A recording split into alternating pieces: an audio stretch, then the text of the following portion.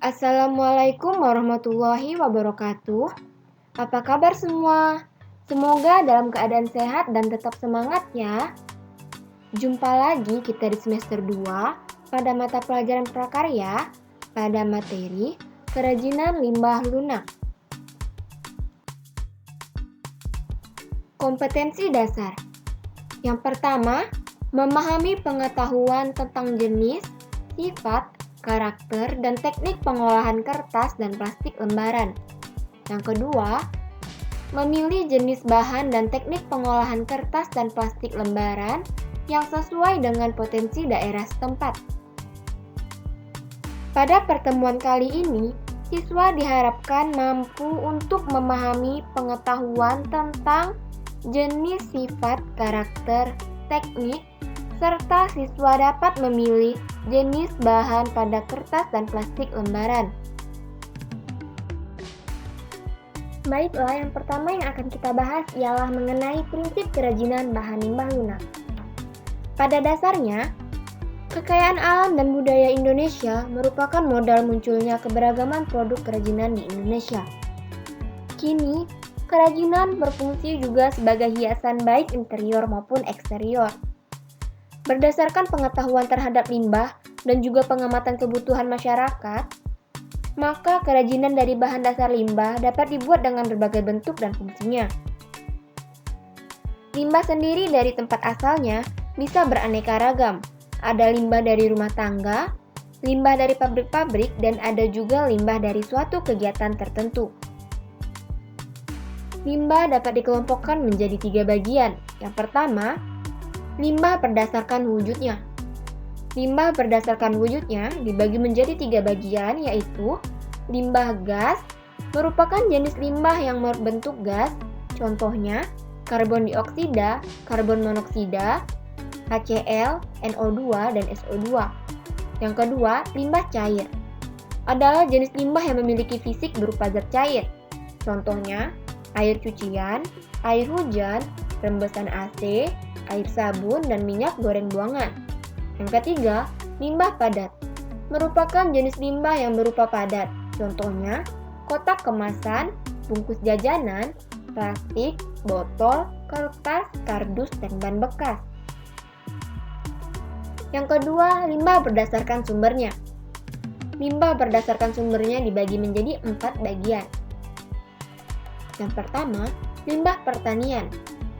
Limbah pertanian ialah limbah yang ditimbulkan karena kegiatan pertanian. Yang kedua, limbah industri ialah merupakan limbah yang dihasilkan oleh pembuangan kegiatan industri.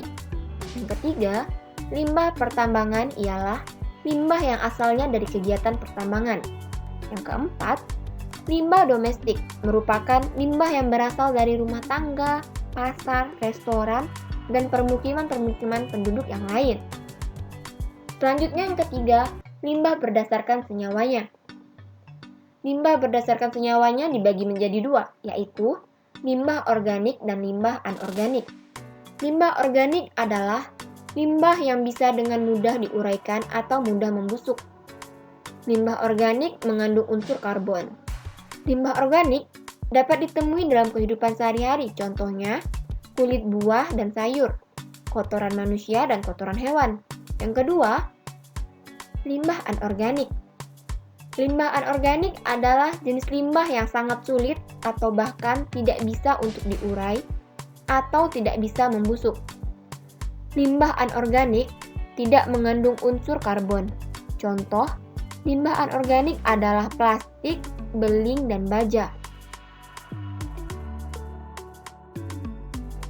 Yang kedua, jenis dan karakteristik bahan limbah lunak. Limbah lunak adalah mengacu pada kata sifat lunak, yaitu limbah yang bersifat lembut, empuk, dan mudah dibentuk. Limbah lunak ini dikategorikan dalam bentuk limbah lunak organik dan limbah lunak anorganik. Jika kita pahami lebih jauh lagi, bahwa limbah jenis lunak memiliki proses pelapukan yang tergolong lebih cepat daripada limbah keras. Yang pertama yang akan kita bahas ialah mengenai limbah lunak organik. Limbah lunak organik lebih banyak berasal dari tumbuh-tumbuhan. Limbah lunak organik juga dikatakan limbah basah. Penyebabnya, Limbah lunak ini termasuk sampah yang mempunyai kandungan air yang cukup tinggi dan mudah sekali membusuk jika tidak langsung diolah saat ingin dipergunakan kembali. Contohnya, daun-daunan, kulit buah, kulit sayuran, batang tumbuhan, atau hasil olahan tumbuhan seperti kertas. Limbah lunak organik yang dapat dijadikan karya kerajinan antara lain limbah kulit jagung, limbah kulit bawang, limbah kulit kacang, limbah jerami, limbah kulit buah salak, limbah kertas, dan yang terakhir ialah limbah pelepah pisang. Namun, semuanya harus melalui pengolahan terlebih dahulu agar diperoleh bahan baku yang baik. Pengolahan limbah organik basah dapat dilakukan dengan cara pengeringan menggunakan sinar matahari langsung hingga kadar air dalam bahan limbah organik habis. Bahan limbah lunak organik yang sudah kering merupakan bahan baku yang nantinya dapat dibuat berbagai macam produk kerajinan. Proses bahan baku menjadi bahan yang siap pakai ditentukan oleh pengrajin sesuai tujuan si pembuat karya kerajinan. Selanjutnya, limbah lunak anorganik. Limbah lunak anorganik berasal dari bahan olahan dengan campuran zat kimiawi dan menghasilkan bahan yang lembut, empuk, lentur, dan mudah dibentuk, serta diolah dengan bahan yang sederhana. Sementara, sifat dari limbah lunak anorganik ini relatif sulit terurai, dan mungkin beberapa bisa terurai tetapi memerlukan waktu yang lama. Contoh dari limbah lunak anorganik ialah limbah plastik kemasan, limbah kain perca, limbah styrofoam, limbah karet ban, dan yang terakhir ialah limbah kotak kemasan. Setelah kita membahas mengenai prinsip, jenis, karakter, kerajinan bahan limbah lunak, sekarang kita akan membahas mengenai teknik-teknik membuat kerajinan bahan limbah lunak. Yang pertama, teknik potong, yang kedua teknik sambung, dan yang ketiga teknik konstruksi. Teknik potong. Teknik potong adalah teknik membuat kerajinan dengan cara memotong atau memisahkan bahan menjadi dua bagian atau lebih dengan tujuan membentuk benda kerajinan. Yang kedua, teknik sambung ialah teknik membuat produk kerajinan dengan cara memotong, menyambung, dan menyusun bahan-bahan tersebut menjadi sebuah kerajinan. Yang ketiga, teknik konstruksi. Teknik konstruksi ialah perancangan atau perencanaan dan pembuatan karya seni rupa dengan membentuk konstruksi atau bulatan, lonjong, lempeng pada suatu bahan yang akan disambung dengan bahan lain sehingga membentuk benda yang diinginkan. Selanjutnya, pengolahan bahan limbah lunak.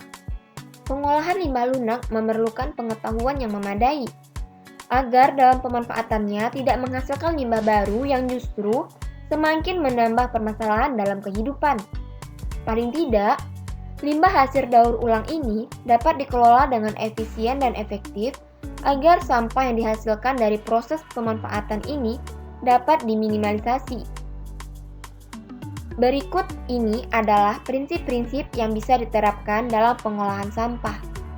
Prinsip-prinsip ini dikenal dengan nama 3R. Yang pertama, mengurangi atau reduce. Meminimalisir barang atau material yang kita pergunakan. Semakin banyak kita menggunakan material, semakin banyak sampah yang dihasilkan. Yang kedua, menggunakan kembali atau reuse. Memilih barang-barang yang bisa dipakai kembali. Hindari pemakaian barang-barang yang sekali pakai lalu buang. Yang ketiga, mendaur ulang atau recycle. Barang-barang yang sudah tidak berguna didaur ulang lagi. Tidak semua barang bisa didaur ulang, tetapi saat ini sudah banyak industri kecil dan industri rumah tangga yang memanfaatkan sampah menjadi barang lain, contohnya untuk bahan kerajinan. Baiklah anak-anak, pertemuan kita sampai di sini dulu ya. Sampai jumpa dan terima kasih. Wassalamualaikum warahmatullahi wabarakatuh.